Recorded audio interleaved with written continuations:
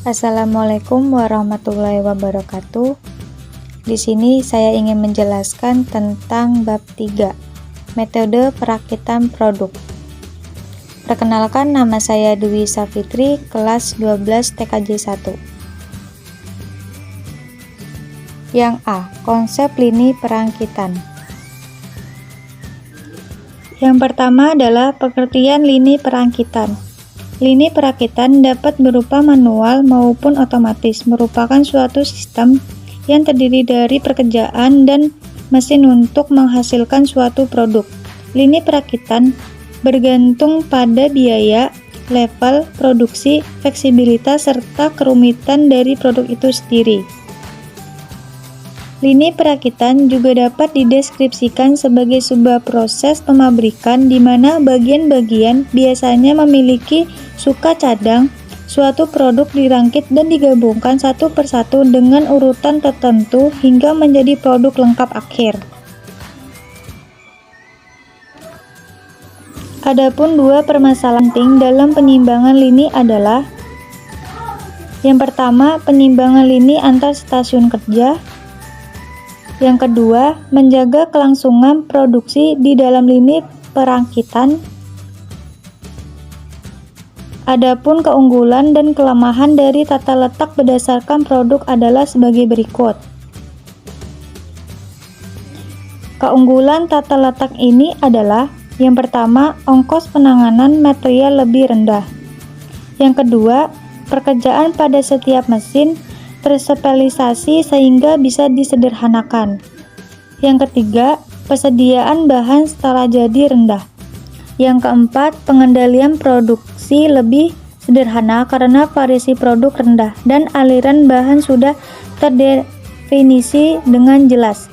Kelemahan tata letak produk ada satu, yang pertama, ketidak fleksibel.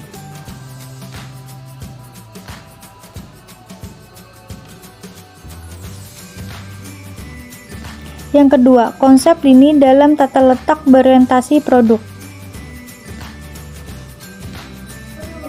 Dalam tata letak berorientasi produk dikenal dua macam lini, yaitu lini perakitan dan lini pabrikan. Lini pabrikan merupakan lini produksi yang membuat komponen dan biasanya menggunakan mesin-mesin untuk membuat komponen tersebut. Sedangkan lini perakitan merupakan lini produksi di mana komponen akan dipabrikan melalui sekumpulan stasiun kerja yang biasanya terdiri dari tenaga kerja dan mesin. Ini adalah gambar tata letak lini. Lini pabrikasi biasanya menggunakan mesin dan sulit untuk membuat keseimbangan karena diperlukan perubahan mekanis dan rekayasa. Sedangkan lini perangkitan biasanya menggunakan tenaga kerja dalam prosesnya, sehingga mudah untuk menciptakan keseimbangan dengan memindahkan orang dari satu stasiun kerja ke stasiun kerja yang lain untuk menciptakan keseimbangan di setiap stasiun. Untuk menciptakan keseimbangan di dalam setiap lini, diperlukan suatu proses penyimbangan untuk menyeimbangkan waktu dan beban di setiap stasiun kerja. Proses penyimbangan tersebut dikenal dengan konsep line balancing lini. Selanjutnya, yang ketiga, metode perangkitan. Dalam produksi massal, proses perangkitan dapat dilakukan dengan cara otomatis, misalnya proses pengikatan, penggilingan, pengelasan, penyekrupan, dan lain-lain dalam urutan rangkaian proses produksi. Hal itu dilakukan untuk mendapatkan hasil pada setiap produk dengan bentuk yang standar. Dalam perakitan, terdapat beberapa metode yang dapat diterapkan sesuai dengan kebutuhan. Metode-metode tersebut adalah: yang pertama, metode perakitan yang dapat ditukar-tukar. Yang kedua, perakitan dengan pemilihan. Yang ketiga, perakitan secara individual.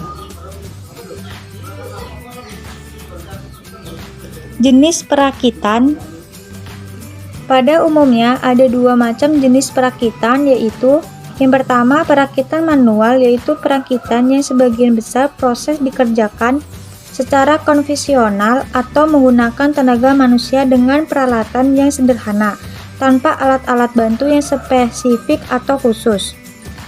Yang kedua, perakitan otomatis, yaitu perakitan yang dikerjakan dengan sistem otomatis seperti otomatis, elektronik, mekanik, gabungan mekanik dan elektronik, mekatronik, dan membutuhkan alat bantu yang lebih khusus.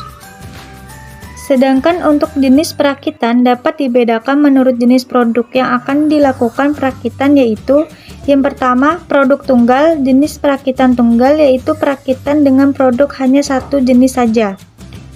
Yang kedua, produk seri. Jenis perakitan produk seri adalah bila perakitan dilakukan dalam jumlah massal, dalam bentuk dan ukuran yang sama. Contohnya, proses perakitan produk elektronik, perakitan mobil, perakitan motor, dan lain-lain. B. Proses perakitan jaringan RT atau RW-net. Yang pertama adalah konsep jaringan RT/RW-net. Membangun RT atau RW-net didefinisikan suatu konsep di mana beberapa komputer dalam suatu perumahan atau blok dapat saling berhubungan dan dapat berbagi data serta informasi. Konsep lain dari RT atau RW-net adalah memberdayakan pemakaian internet di mana fasilitas internet tersedia selama 24 jam sehari selama sebulan penuh, di mana biaya akan dikeluarkan akan murah karena biaya langganan dan tanggung bersama. Langganan boleh memiliki ISP sesuai penawaran dari perusahaan. Yang kedua, membangun RT/RW-net sederhana menggunakan mikrotik.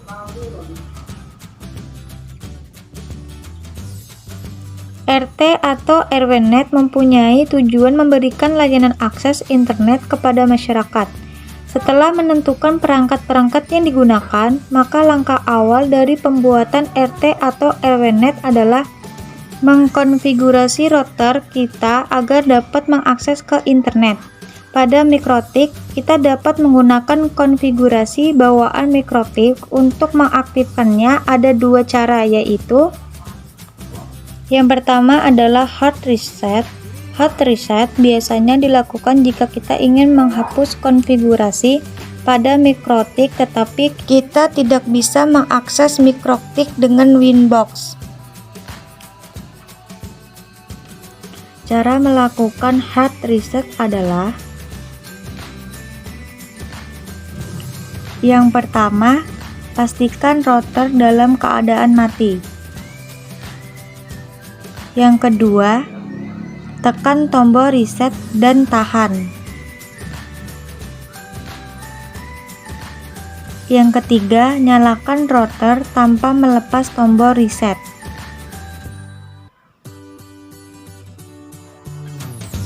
Yang keempat, tahan selama kurang lebih 5 detik.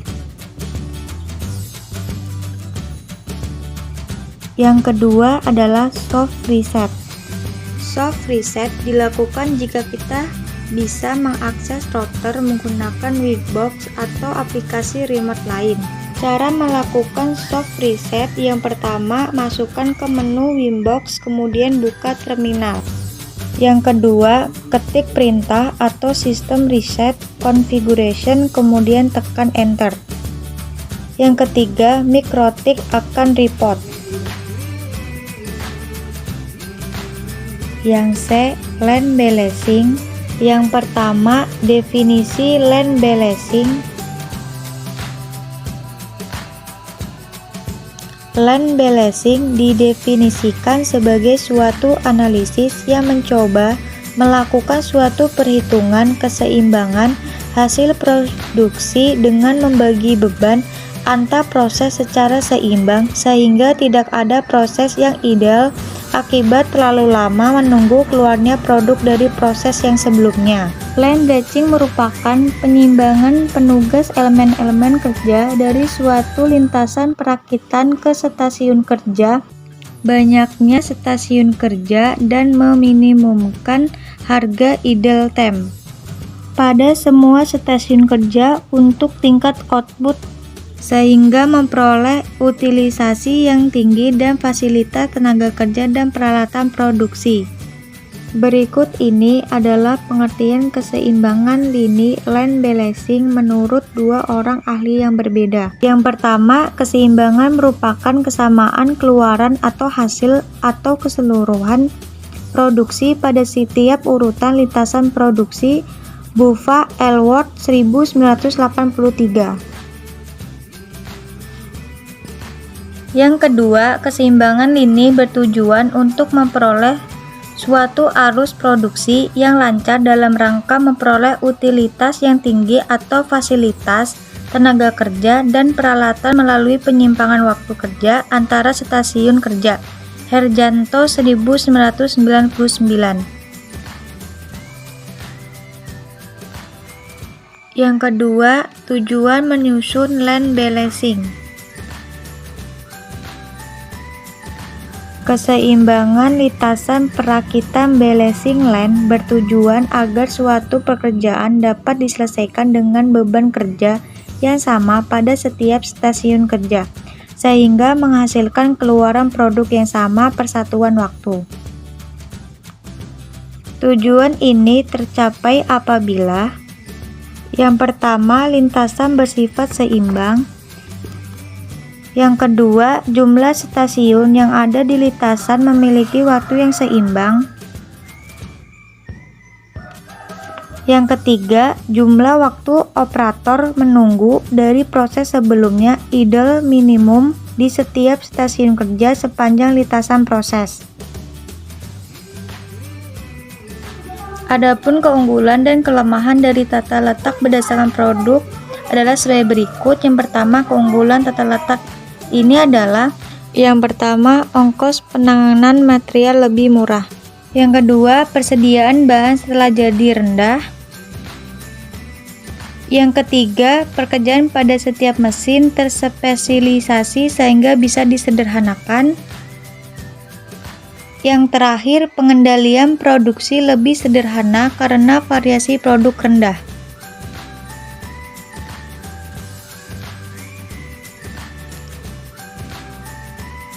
Yang kedua, kelemahan tata letak produk.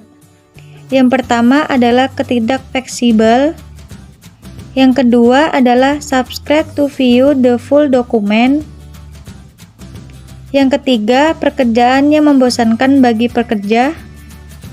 Yang keempat, investasi mahal pada mesin-mesin khusus. Yang kelima, kesaling bergantungan antar mesin pada suatu lintasan yang sangat tinggi.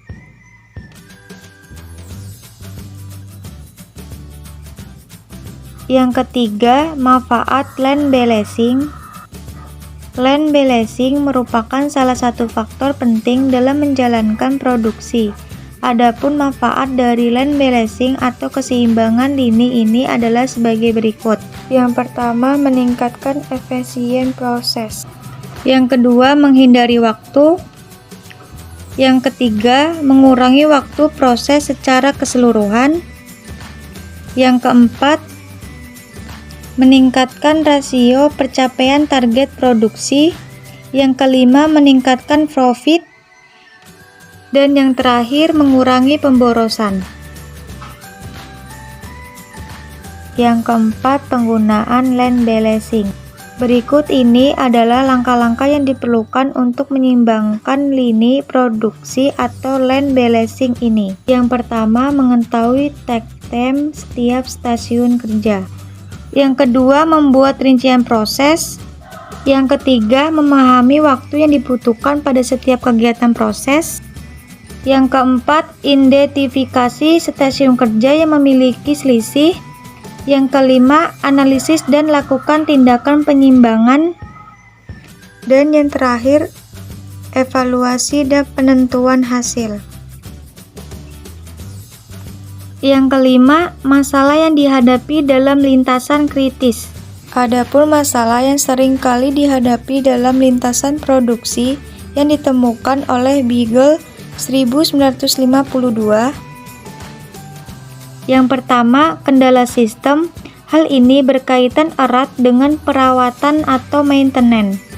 Yang kedua, menyimbangkan beban kerja pada beberapa stasiun kerja yang bertujuan untuk mencapai suatu efisien yang tinggi dan memenuhi rencana produksi yang telah dibuat. Adapun tanda-tanda ketidakseimbangan pada suatu lintasan produksi adalah sebagai berikut. Yang pertama, stasiun kerja yang sibuk dan waktu menganggur yang mencolok. Yang kedua, adapun produk setelah jadi pada beberapa stasiun kerja.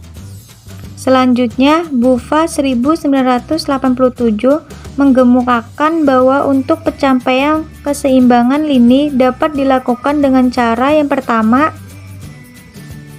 penumpukan material, yang kedua, penggerakan operator, yang ketiga, pemecahan elemen kerja, yang keempat, perbaikan operasi, yang kelima, perbaikan performasi operator.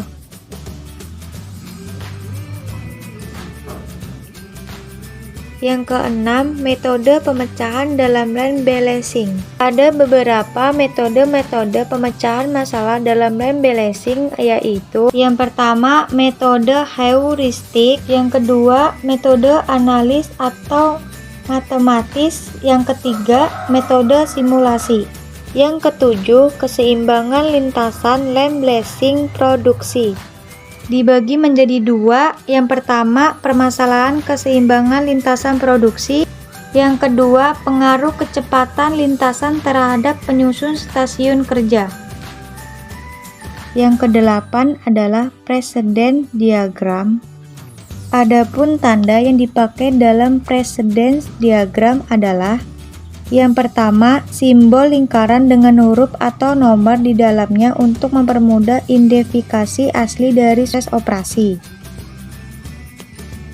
Yang kedua, tanda panah menunjukkan ketergantungan dan urutan proses operasi. Yang ketiga, angka di atas simbol lingkaran adalah waktu standar yang diperlukan untuk menyelesaikan setiap proses operasi. Yang kesembilan, istilah-istilah dalam line balancing.